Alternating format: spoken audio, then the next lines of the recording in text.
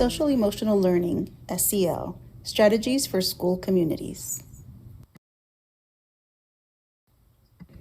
Hello and welcome to SEL, Strategies for School Communities. My name is Ellie Aguilar, and I am honored to be here to go over SEL, not only the framework, but more importantly, I want to go over some strategies that I have found to be very useful in working with our students and staff. As a former school psychologist, SEL is near and dear to my heart, and I know that it's something that more and more schools are becoming more aware of, just the importance. And so today I want to give you guys some strategies and, again, things to think about as you implement SEL in your schools. Thank you. So what is SEL? Let's take a look at this clip from Castle that gives us a nice overview of what SEL is.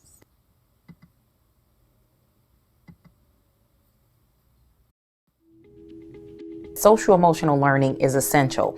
It's the tools that kids need to be resilient, to be problem solvers, to be good people. SEL is really about the holistic development of young people. SEL is trying to bring a balance to the individual and what are the personal competencies you need to develop to be successful. How do you pull them all together so that kids can relate and navigate the world more effectively? The myth was that knowledge was information that could be bolted onto a brain like any other kind of mechanical part. The truth is, knowledge is constructive. The truth is, all learning is relational. The truth is that emotion drives attention, and attention drives learning. Social and emotional learning is about how you do school. It's about what the student experiences, what the student learns, how teachers teach. We can think about schools and classrooms, out-of-school time spaces, families, etc., as places where there's an exchange of knowledge about the world, knowledge about yourself, and knowledge about the other persons that you're interacting with. All of those kinds of experiences, I think, help form and expose and shape the ways in which young people understand themselves and other people. And we start talking about the whole child. Does your child understand self-awareness? Do they understand social awareness? Do they make good decisions? Are they responsible? And then we start talking about what that applies to academics and looking at all the essential skills we need them to be successful in life. Children learn when their heart is open, engaged, connected, and filled with purpose. Learning is magical, and through SEL, we can create conditions that allow all kids to access that magic. Castle.org has many great resources that you can access, including a guide for school-wide SEL implementation. For the sake of this presentation, however, I want to focus on some key ideas and I think very important foundations for successful implementation of SEL. Step 1, know your school community. Step 2, implement school-wide structures and supports. Step 3, create a growth mindset around SEL. Step 4, relationship building. Step 5, self-care. Step 1, know your school community. Now more than ever, families are going through challenging times. We need to know our student population and demographics. How many of our students are EL, special needs, qualify for free and reduced lunch? Likewise, when we look at Maslow's hierarchy of needs, it's easy to see how many of our families are currently at the basic needs in the safety and physiological needs area. This is most important when we address SEL, especially in our current times. Every student walks through the door wanting to feel valued. Every child deserves to have at least one adult in this building who knows them by name.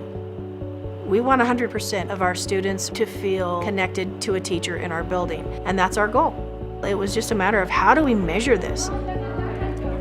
Early in the year, we conduct a teacher-student connection poster activity so that we can determine which students we've connected with and which students we need to work toward connecting with. Delaney is allergic to red food dye. Yeah. And she also has a pond that she swims in. We take their whole roster of students, we put it up on a wall, and we ask teachers to go through by name and face. Yep, I know this one, this one, this one. know them all? I do. All by name and face, man. I think that was a team goal by the end of the second week. What? Yeah. End of week 2. The activity was based around how well do you know your students. Just through this simple, adding a check mark next to the kid's name that you know by name and face, and then the other categories, academic status, and then a more in-depth personal story about them. She's one that slips under the radar though. She's pretty quiet. You look at a lot of kids and you go, hey, this student has 1 check mark. I know them by name and face, but other than that, I don't know where they're at academically. I don't know anything about their personal life. It's probably harder for them to feel valued in a learning environment without that connection to the teacher. So to me, that's what this was all about, a reflective process. How well are we getting to know our kids? And so you don't get to know those students. The stones in the river, that's what I like to call them. They're just letting the water wash over them. We gotta go pick up that stone and turn it over. We want them to reflect, and then it's time to develop an action plan. What are we going to do to make sure that these students are taken care of? We have personal conversations with our students in the hallways during passing time. We also do things like thumbs up Thursdays or feel good Fridays, and we just take a few seconds to have kids share things that they're proud of. To get to know the kids a little bit better on a personal level, just asking them a simple question as they come in the door. Example, last week I started off by just asking kids what their favorite food or fruit was. And then those questions can get deeper to try and get, a little more personal with them. Winter. What is it? Summer? Nice. The students here should be seen as people and not just pupils. The more valued they are for their individuality, the more successful they're going to be in the classroom, the more risks they're going to be willing to take, and that's awesome. We have seen a huge increase in our students' connection to school, with their connection to the teachers, and I think that's probably the most joy teachers have in their profession. Then the real work can begin.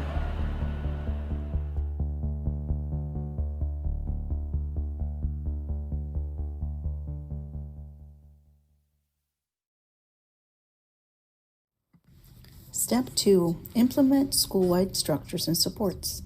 Whether it's PBIS, CHAMPS, or some other positive response system, there should be clear school-wide and classroom procedures and expectations that foster a sense of structure and consistency for all. When schools and classrooms have clear expectations, this provides for an environment that encourages social-emotional learning. It is important that positive behavior is reinforced by all staff to avoid confusion or mixed messages. This consistency is key to providing a safe and predictable environment. Step 3, create a growth mindset around SEL. It is important to understand that SEL is multifaceted and that there are many components to it. And yet, there is a lot about SEL that is just part of what we do as human beings, such as modeling kindness and creating environments where it's okay to make mistakes. However, there should be a school-wide approach when it comes to SEL. Creating PDs for opportunities to grow as a staff and individually is key. Consider a bibliostudy as part of weekly, monthly staff meetings. Another important component to having a growth mindset around SEL is to be reflective about the school culture. Is it one where staff feels comfortable asking for help? Are there opportunities for collaboration and common planning time that is allotted for SEL? Just as important, are there data-driven discussions that allow for reflection? And do teachers and staff know where they can refer families who need support? Step 4, relationship building. Let's take a listen to what Rita Pearson has to say about relationships. We know why kids don't learn. It's either poverty, low attendance, negative peer influences. We know why. But one of the things that we never discuss, or we rarely discuss, is the value and importance of human connection. Relationships. James Comer says that no significant learning can occur without a significant relationship. George Washington Carver says all learning is understanding relationships. Everyone in this room has been affected by a teacher or an adult. For years, I have watched people teach. I have looked at the best and I've looked at some of the worst. A colleague said to me one time, they don't pay me to like the kids. They pay me to teach a lesson. The kids should learn it. I should teach it. They should learn it. Case closed. Well, I said to her, you know, kids don't learn from people they don't like.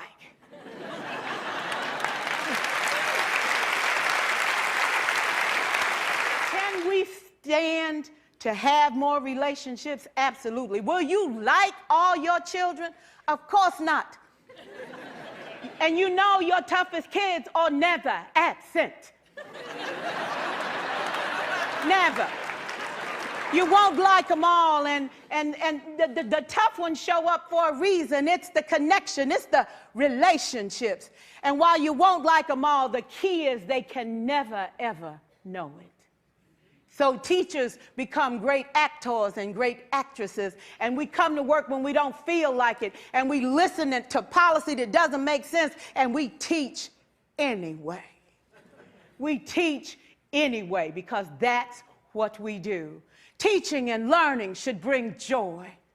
How powerful would our world be if we had kids who were not afraid to take risks, who were not afraid to think, and who had a champion? Every child deserves a champion, an adult who will never give up on them, who understands the power of connection and insists that they become the best that they can possibly be. Is this job tough? You betcha. Oh God, you betcha. But it is not impossible. We can do this. We're educators. We're born to make a difference. Positive school relationships are the foundation for fostering SEL. It is true that students perform better for teachers and administrators who they feel care about them. But just as I have seen students perform better for teachers and staff whom they cared for, I have seen students completely refuse to do a teacher's assignment because they felt that the teacher didn't like them, even if this made no sense and their actions ultimately affected their grade. As such, I have come to the conclusion that the one thing that gets in the way of relationships is behavior. So this is what usually happens. A student becomes upset, teacher responds, the student is sent to the office, there's disciplinary action, and the behavior usually repeats. But behavior actually doesn't just repeat, it usually intensifies, often leading to more instructional loss and diminished relationships. It is crucial to note that all behavior serves a purpose, yes, including ours, and that is to gain or avoid or escape. As such, there are important questions that need to be answered. What is the student trying to gain or avoid? How might I be reinforcing the behavior? What else can the student do instead of the behavior? And have I communicated this to him or her? So thinking about that scenario where a student ended up in my office, my job was to determine what was causing the behavior, and more often than not, the student was struggling academically. He or she acted out to get away from having to do work. The teacher, who was rightfully frustrated after giving a number of warnings, would send the student out. This, unfortunately, reinforced the behavior. Once in my office, the student and I would talk about the situation, and, with the willingness of the teacher, the three of us would meet and discuss what else the student could do to get assistance in an appropriate manner. Both parties would have an opportunity to share their feelings and come up with strategies moving forward. These kind of situations and restorative practices were a part of my role as a vice principal, and I found that 99% of behavioral issues could be resolved by addressing academic needs while teaching the student how to handle situations in an appropriate manner, and most importantly, reestablishing a crucial relationship between the teacher and the student. I want to acknowledge that without the willingness of the teacher to work out the matter with the student and myself, that situation would have more than likely led to further disciplinary action for the student. I also want to stress that if all behavior serves a purpose, and we truly understand this, that we can find comfort in knowing that the student's behavior was not personal. As I mentioned earlier, many of our families are going through tough times. Our current health crisis has compounded this. However, it is critical that teachers, administrators, and school staff become trauma-informed, and that they understand that there are adverse childhood experiences, or ACEs, that often manifest themselves in student behavior. The more informed staff is about ACEs, the better they will be able to address these challenges. let's take a closer look at how ACEs impact many of our students.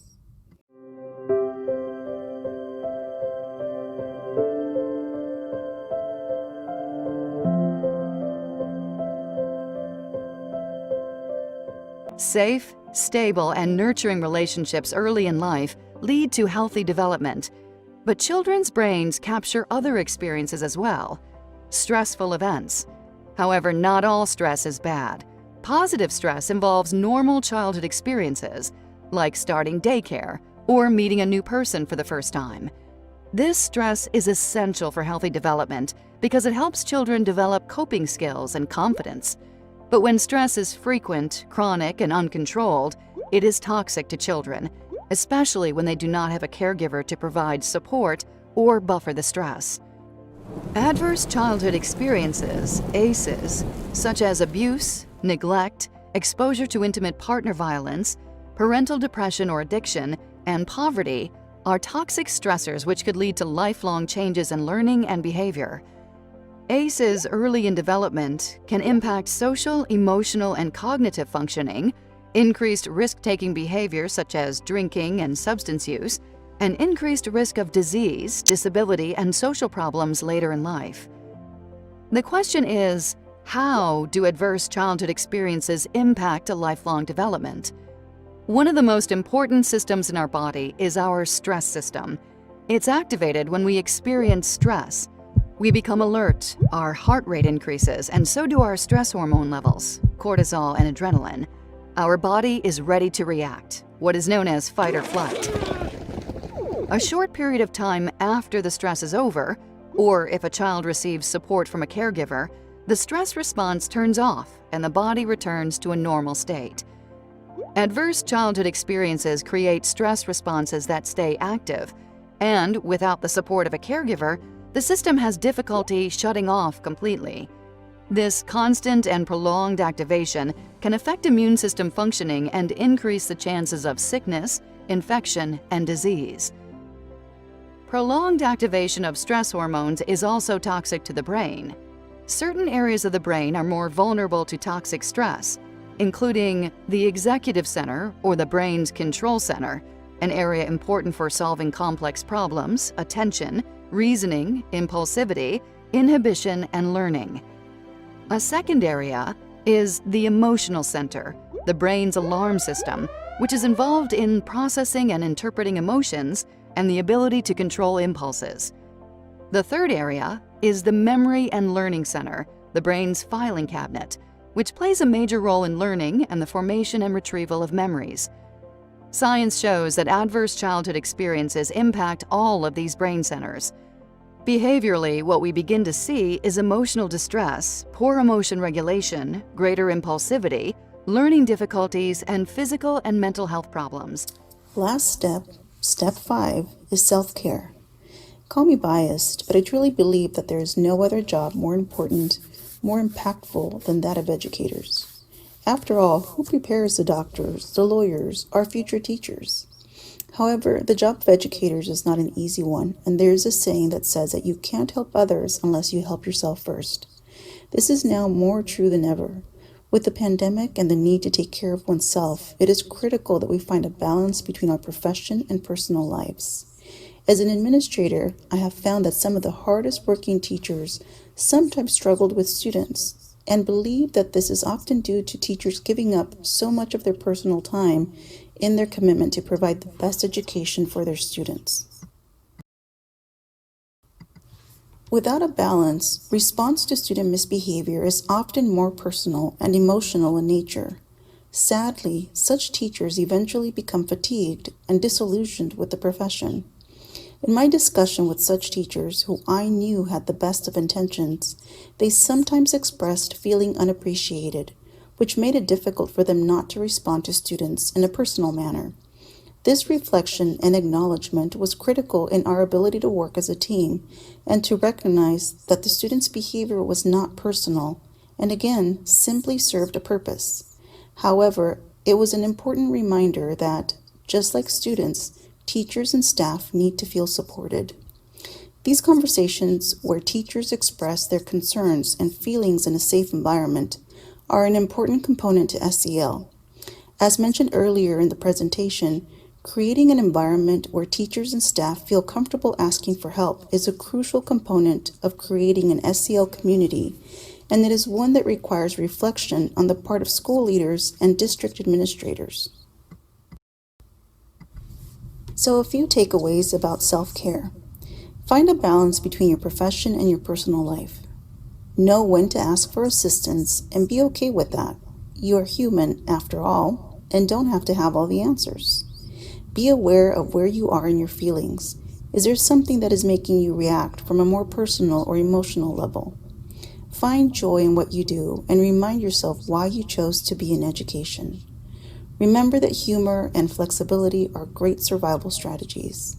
More than anything, know that you make a difference in children's lives and that you might even be the best part of their day. SEL final points. All learning is social and emotional. However, SEL is complex and more than just a curriculum or a framework, as it lives in our everyday practices. Understanding our student population, having school-wide expectations, a commitment to learning about SEL, and a true fostering of relationships while caring for oneself are all equally important in creating a successful SEL school community. Thank you for joining me in my presentation. My best to all of you.